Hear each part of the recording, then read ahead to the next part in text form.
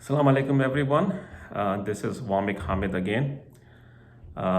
Previously मैंने आप लोगों के साथ कुछ फ्रीलांसिंग बिजनेस के मुतालिक कुछ टिप्स शेयर की थी, जिसमें पहले नंबर पे मैंने ऑनेस्टी को ज़रा डिटेल में डिस्कस किया था।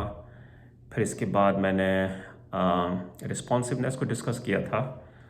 आज की वीडियो में मैं इंशाल्लाह आपके साथ डिस्कस करूँगा the last tip which is the third one, last tip जो कि है understanding the clients needs. So very important कि आप अपने जब फ्रीलांसिंग का कोई काम कर रहे हो तो बहुत ज़रूरी है कि before you start the work आपको एक्सपेक्टेशंस पता हो कि क्लाइंट की एक्सपेक्टेशंस क्या है और आपसे चाहता क्या है।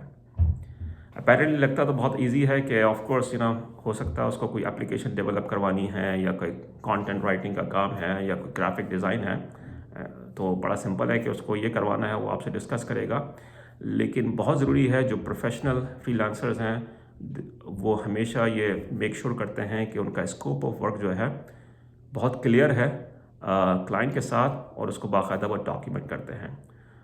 तो इस स्कोप ऑफ वर्क के अंदर तीन चीज़ें जो हैं बहुत ज़रूरी हैं जो कि आपको क्लाइंट के साथ डिस्कस करनी है। मैं वो तीन चीज़ें वन बाय वन आपको बताता हूँ। पहला है डिलीवरेबल, कि आप जिस प्रोजेक्ट पे आप काम कर रहे हैं उसका फाइनल प्रोडक्ट क्या होगा, फाइनल डिलीवरेबल क्या है।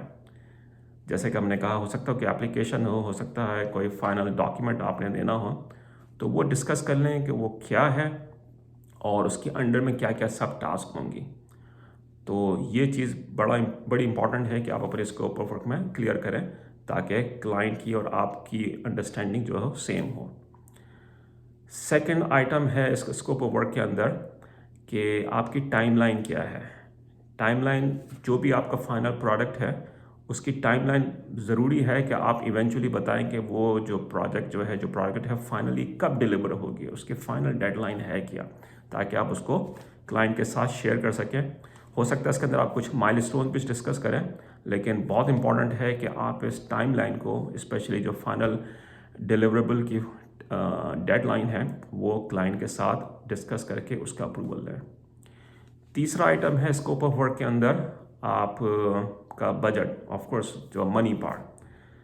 आप ये डिस्कस करें जो भी आप काम करने वाले हैं, जिस टाइमलाइन के अंदर काम करने वाले हैं, वो कितने अमाउंट में आप करेंगे, आवरली रेट पे करेंगे कि लमसम करेंगे।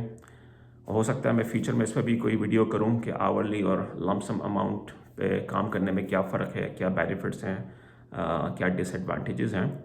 लेकिन एटलीस्ट ये डिस्कस ज़रूर करें, और हो सकता है इसके टर्म्स भी आप डिस्कस कर सकते हैं ड्यूरिंग बजट डिस्कशन कि किस तरह से आपको पेमेंट होगी, शुरू में होगी, बीच में, आफ्टर 50% ऑफ द वर्क, और आखिर में कब पेमेंट होगी।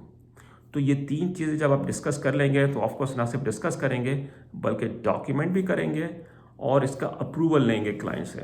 वेरी इंपॉर्टेंट, आप इसका अप्रूवल लें, अपने पास डॉक्यूमेंटेड प्रूफ रखें, ताकि इन फ्यूचर अगर एज ए रेफरेंस की उसकी ज़रूरत पड़े तो आपके पास एक डॉक्यूमेंट होगी जिसके अंदर सारी चीज़ें लिखी हों जो आपने शुरू में डिस्कस की थी।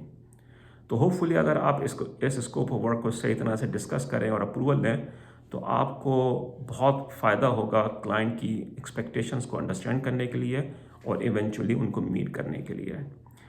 तो होपफुली इस तरह से आपके पास एक सेटिस्फाइड क्लाइंट होगा, और ना सिर्फ सेटिस्फाइड और हैप्पी क्लाइंट बल्कि हो सकता है वो रिपीट क्लाइंट भी हो और हो सकता है दूसरों को रेफ़र भी करे आपको। आई होप आपको ये वीडियो पसंद आई होगी। अपना ख्याल रखिएगा। इंशाल्लाह फिर नेक्स्ट वीडियो में मुलाकात होगी। अस्सलाम वालेकुम।